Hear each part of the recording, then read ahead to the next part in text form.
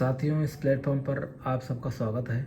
आज हम प्राचीन इतिहास के बारे में बात करेंगे और इस वीडियो के लास्ट में हम विभिन्न परीक्षाओं में पूछे गए प्रश्नों को भी हल करेंगे। ये प्रश्न आपके आगामी परीक्षा में पूछे गए हैं, जो कि यूपी पीसीएस और यूपीएससी के लिए बहुत ही फायदेमंद रहेंगे। और इस कड़ी में आज हम शुरुआत करेंगे प्राचीन भारत का इतिहास, जिसमें हम जानेंगे पाषाण काल, प्रागैतिहासिक काल, आद्य ऐतिहासिक काल, ऐतिहासिक काल। उसके बाद पाषाण काल को कितने भागों में बांटा गया, और फिर पूरा पाषाण काल, मध्य पाषाण काल, नवपाषाण काल। उसके बाद हम इसके लास्ट में इसके क्वेश्चन आंसर भी देखेंगे। तो चलिए स्टार्ट करते हैं। साक्ष्य के आधार पर इतिहास को 3 भागों में बांटा गया है। पहला है प्रागैतिहासिक काल।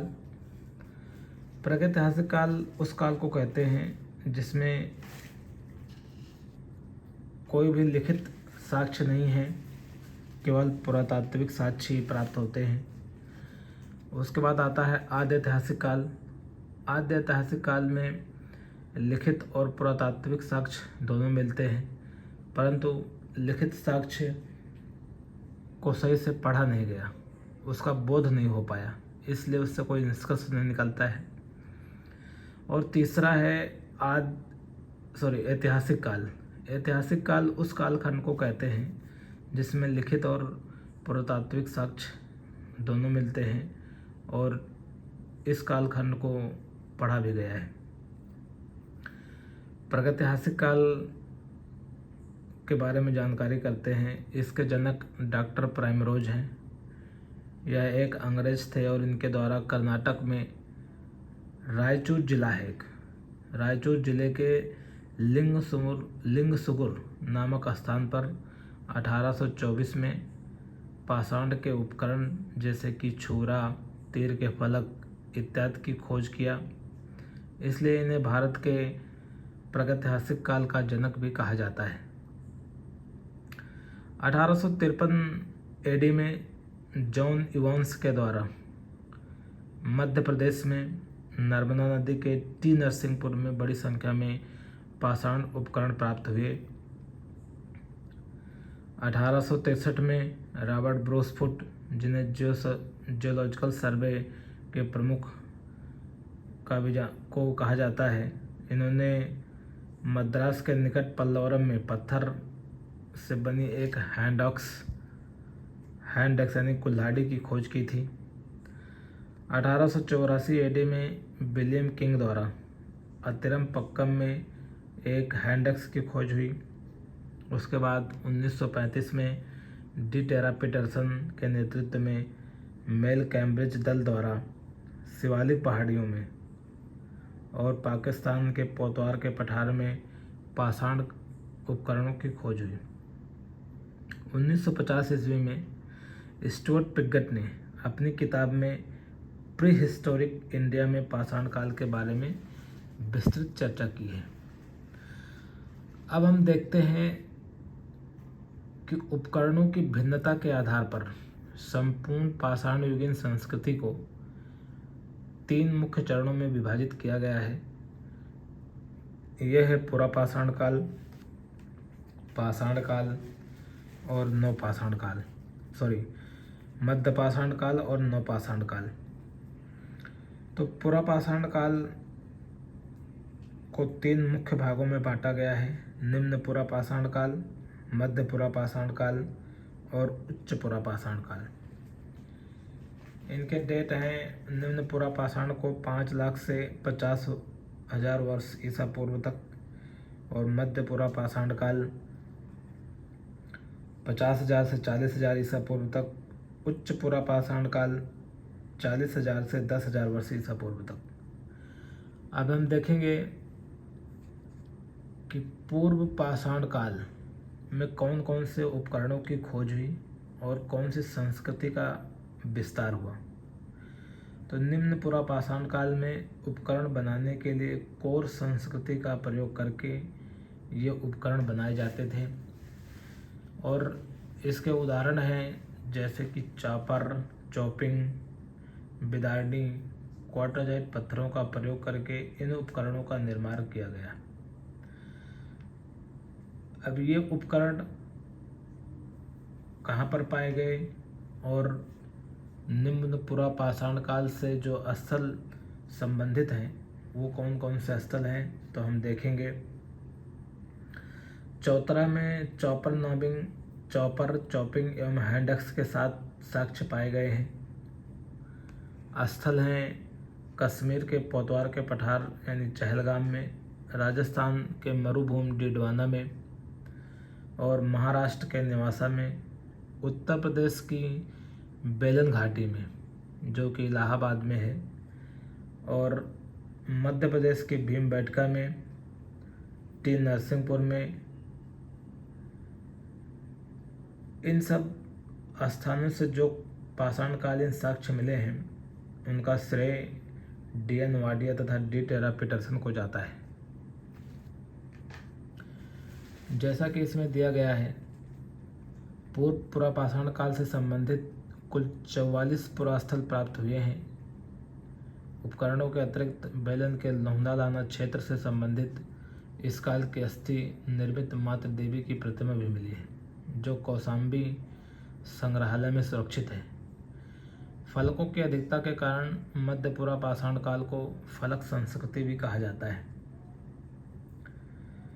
तो मध्य पुरापाषाण को फलक संस्कृति भी कहा जाता है और इस समय के उपकरण थे खुरचनी, बेधनी, तक्षड़ी जो कि क्वार्टरजाइट तथा फ्लिंट पत्थरों का प्रयोग करके बनाया जाता था।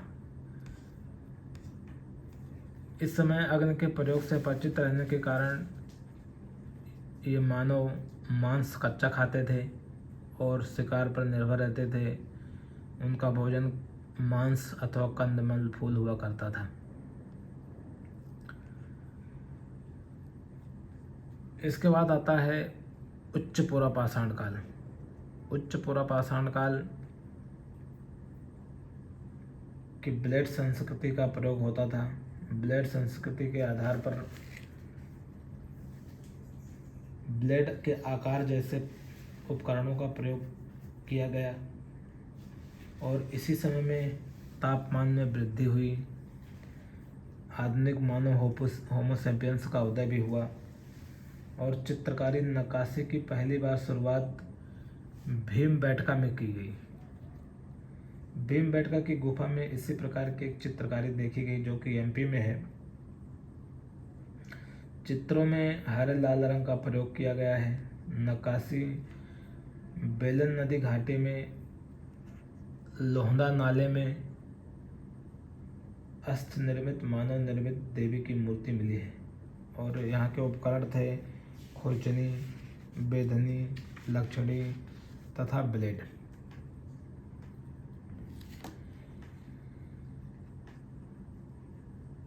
ये थे पाषाणकालीन उपकरणों के बारे में।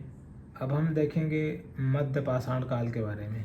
मध्य पाषाण काल का समय था 10,000 से 10,000 ईसा पूर्व से लेकर के 8,000 ईसा वर्ष पूर्व तक। 1867 ईस्वी में विंध्य पर्वत क्षेत्र में लघु पाषाण उपकरणों की खोज की गई जिनकी लंबाई 1 से 8 सेंटीमीटर तक होती थी। इसे हम माइक्रोलिथ के रूप में जानते हैं और इस काल को माइक्रोलिथ काल भी कहा जा सकता है। पत्थरों के उपकरण बनाने में क्या क्या प्रयोग किए गए थे? क्वार्टरजाइट, चट, फ्लिंट, जेस्पर, कालेनियन, स्फटिक, कैल्सिडोनी, अग्रट जैसे पत्थरों का उपयोग उपकरणों को बनाने में किया गया था और यहाँ के उपकरण त्रिभुजाकार, समलंबाकार, नौचंद्राकार, सूक्ष्म जीवों, जंतुओं और नई प्रजातियों का विकास हुआ। इस समय औजार छोटे छोटे प्रयोग में लाए गए। छोटे छोटे उपकरणों का प्रयोग करके जानवरों को शिकार किया जाता था और यहाँ पर ऐसा प्रतीत होता है कि आग का प्रयोग भी ये शुरू कर लिए और मध्य पाषाण काल में ही पशुपालन का प्रारंभ हुआ था। पशुपालन के साक्ष्य की बात करते हैं तो भारत में आदमगढ़, जो कि होशंगाबाद मध्य प्रदेश में है, तथा बागौर राजस्थान के भीलवाड़ा से प्राप्त हुआ है। मध्य पाषाण काल के मानव शिकार करके, मछली पकड़ करके और खाद्य वस्तुओं का संग्रह कर पेट भरते थे। मध्य प्रदेश के राजस्थान जिले में स्थित भीमबेटका प्रागैतिहासिक शैल चित्रकला का श्रेष्ठ उदाहरण है। भारत में यहीं से चित्रकारी सर्वाधिक 500 शिलाश्रय प्राप्त हुए हैं। यूनेस्को ने भीमबेटका को शैल चित्रों को विश्व विरासत सूची में शामिल किया गया है। स्थल कहाँ कौन से पाए गए हैं? गुजरात में लंगनाज है, राजस्थान में सांबर है, बागौर है, एमपी में आदमगढ़ है, उत्तर प्रदेश में विंध्य पर्वत क्षेत्र में लखैया है, मुरहना पहाड़ है और बदली कोट है। प्रतापगढ़ में यह सबसे प्राचीन स्थल है। यहाँ पर सराय नहर में 37 नरकंकाल छत बिछत अवस्था में पाए गए हैं। एक कब्र में 4 मानव कंकाल और एक साथ दफनाए गए थे। मैदाहा में हड्डी एवं उपकरण के साक्ष्य मिले हुए हैं।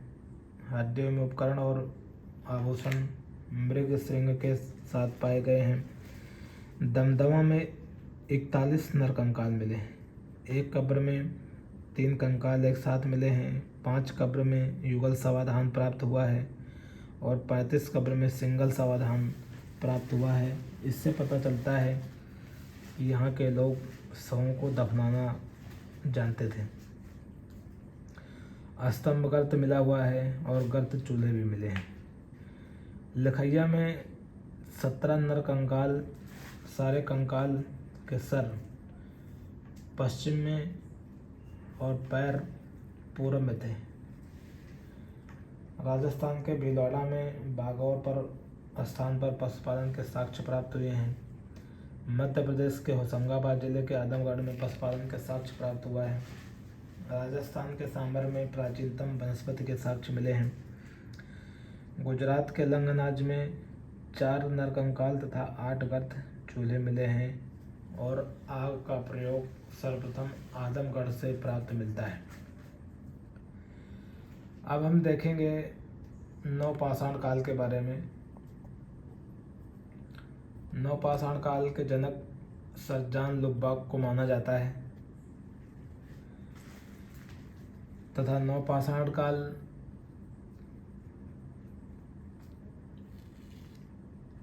के जनक गार्डन चाइल्ड है। सर्वप्रथम खाद्यान्नों का उत्पादन नवपाषाण काल में ही प्रारंभ हुआ। इसी काल में गेहूं की कृषि प्रारंभ हुई। नवीनतम खोजों के आधार पर भारतीय उपमहाद्वीप में प्राचीनतम कृषि साक्ष्य वाला स्थल उत्तर प्रदेश के संत कबीर नगर जिले में स्थित लहुरा देव है। यहाँ से 9000 ईसा पूर्व से 8000 ईसा पूर्व के मध्य तक चावल के साक्ष्य प्राप्त हुए हैं। उल्लेखनीय है कि नवीनतम खोज के पूर्व भारतीय महाद्वीप का प्राचीनतम कृषि साक्ष्य वाला स्थल मेहरगढ़ है। पाकिस्तान के बलूचिस्तान में स्थित यहाँ से 7000 ईसा पूर्व गेहूं के साक्ष्य मिले हैं।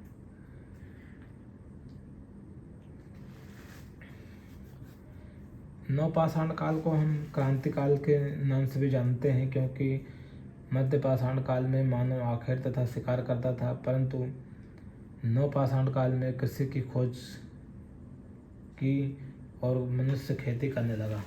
खेती के प्रारंभ होने से अस्थायी निवास में परिवर्तन हुआ। मनुष्य एक स्थान पर रहने लगा और पशुपालन बड़े पैमाने पर करने लगा। मृद भांडों का उपयोग करने लगा तथा चर्म उद्योग का भी विकास किया। हड्डी के उपकरणों की भी यहाँ से उत्पत्ति हुई है। मेहरगढ़ से पाषाण संस्कृति से लेकर हड़प्पा सभ्यता तक के सांस्कृतिक अवशेष प्राप्त हुए हैं। मानव कंकाल के साथ कुत्ते का कंकाल बुर्जहोम, जो कि जम्मू कश्मीर से प्राप्त हुआ है। गर्त आवास के साक्ष्य भी यहाँ से प्राप्त हुए हैं। गुफकराल में, जो कि कश्मीर में स्थित है, वहाँ पर एक नौपाषाणिक स्थल है। गुफकराल का अर्थ होता है कुलाल अर्थात कुमार की गुहा। यहाँ के लोग कृषि एवं पशुपालन का कार्य करते थे। चिरान बिहार के सारण जिले में है। यहाँ से नौपाषाणिक अवशेष प्राप्त हुए हैं।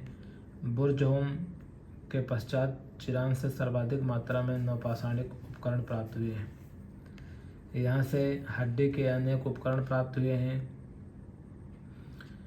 यहाँ से प्राप्त उपकरण हिरण के सींगों से निर्मित होते थे। नवपाषाण कालीन युगीन दक्षिण भारत में मृतकों को दफनाने के स्थल भी बहुत सारे बृहद पाषाण स्मारकों की पहचान की गई है।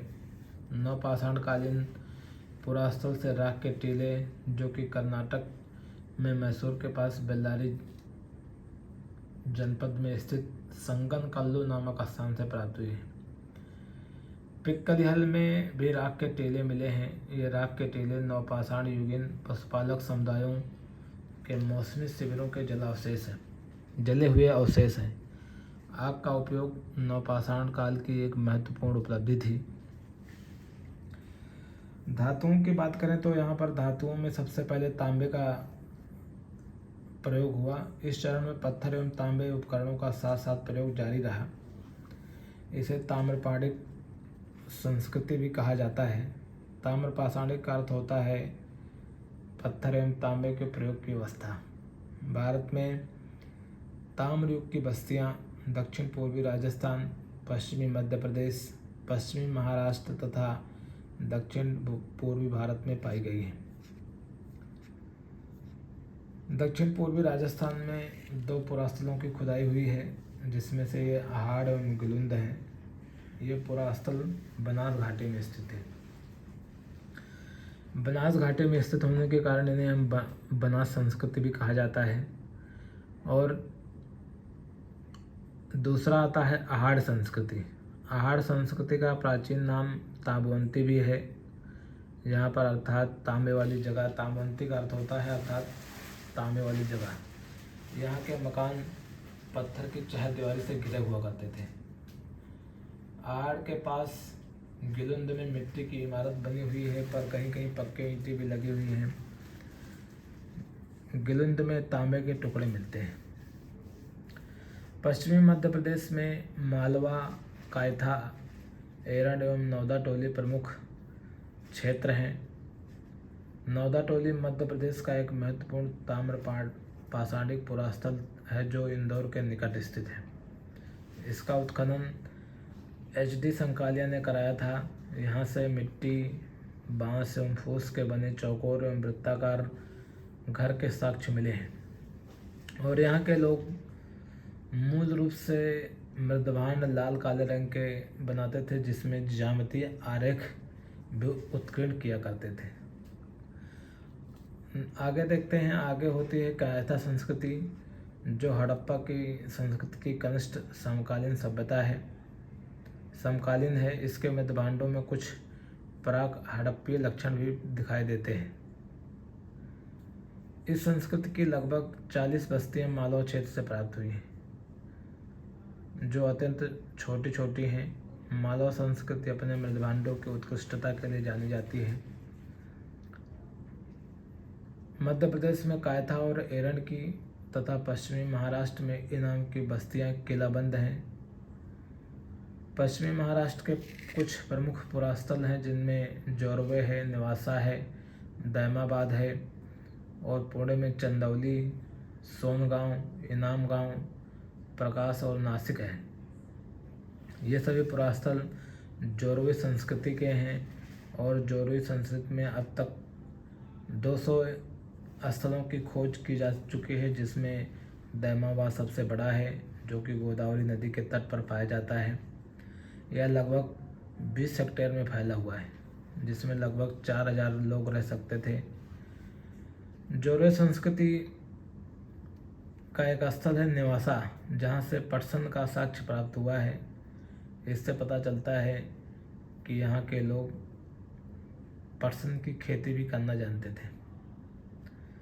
महाराष्ट्र की ताम्रपाषाण कालीन संस्कृति जोरवे संस्कृत के निवासा दैमाबाद, चंदौली, इनाम गांव आदि पुरास्थलों में घरों में मृतकों के अस्थि कलश में रखकर उत्तर से दक्षिण दिशा में घरों के फर्श के नीचे दफनाए जाने के साक्ष्य भी प्राप्त हुए हैं।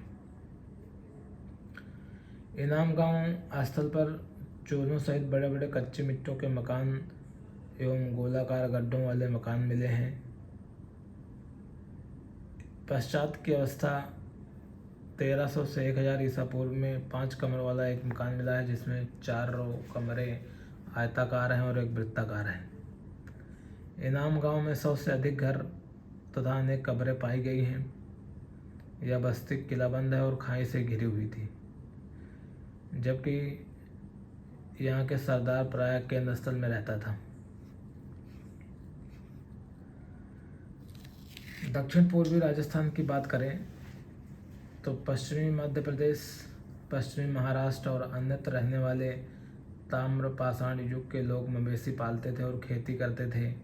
वह गाय, भैंस, भेड़, बकरी, भैंस रखते थे और हिरण का भी शिकार करते थे। ऊँट के अवशेष भी यहीं से प्राप्त हुए हैं। मुख्य अनाज गेहूँ और चावल के अतिरिक्त वह बाजरे की भी खेती करते थे। ताम्रपाषाण युग के लोग शिल्प कर्म में निसंदेह बड़े दक्ष थे और पत्थर का काम भी अच्छे से करते थे। यह कार्नेलियन, स्टेटाइट और क्वार्टाइज क्रिस्टल जैसे अच्छे पत्थरों के प्रयोग करते थे, जिनसे वो मनके और गुटकाएँ भी बनाते थे। वे लोग कताई और बुनाई भी करना जानते थे, क्योंकि मालवा में चरखे और तकलीवा मिली हैं, जिससे पता चलता है कि लोग कताई बुनाई जानते थे। महाराष्ट्र में कपास, सन और सेमल की रुई के धागे भी के साक्ष्य मिले हैं। इनाम गांव से कुंभकार, धातुकार, हाथी के दांत के शिल्पी, चूना बनाने वाले और खिलौने की मिट्टी की मूर्ति बनाने वाले कारीगर भी दिखाई देते हैं। इनाम गांव में मातृ देवी की प्रतिमा भी मिली है, जो पश्चिम एशिया में पाई जाने वाली ऐसी प्रतिमा से मिलती है। मालवा और राजस्थान में मिली रूढ़ शैली में बनी मिट्टी की वृषभ मूर्तिकाएँ यह सूचित करती हैं कि वृषभ सांड धार्मिक पंथ का प्रतीक था।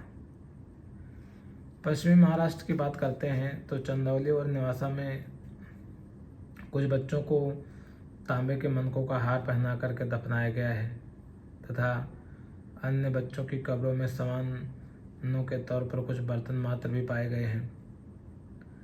महाराष्ट्र में मृतकों के उत्तर दक्षिण की दिशा में रखा जाता था, किंतु भारत में पूर्व से पश्चिम की दिशा में एक्सटेंडेड बैरियल समाधान प्रचलित था यहाँ पर, जबकि पूर्वी भारत में आंशिक समाधान प्रचलित था। और सबसे बड़ी निधि मध्य प्रदेश के गुंगेरिया से प्राप्त हुई है, जिसमें 4 से 24 तांबे के औजार एवं हथियार तथा 102 चांदी के पतले पत्थर भी पाए गए हैं। कायथा के एक घर में तांबे के 29 कंगन और 2 अद्वितीय ढंग की कुल्हाड़ियाँ पाई गई हैं। गणेश्वर स्थल, जो कि राजस्थान में है, राजस्थान में खेतड़ी ताम्रपट्टी के सीकर झुंझुनू तांबे के क्षेत्र की समृद्ध खानों के निकट पड़ता है। दक्षिण भारत में ब्रह्मगिरी, पिक्कलीहल, संगलकल्लू, मस्की, हल्लूर आदि से ताम्रपाषाणकालीन युगीन बस्तियों के साक्ष्य मिले हैं।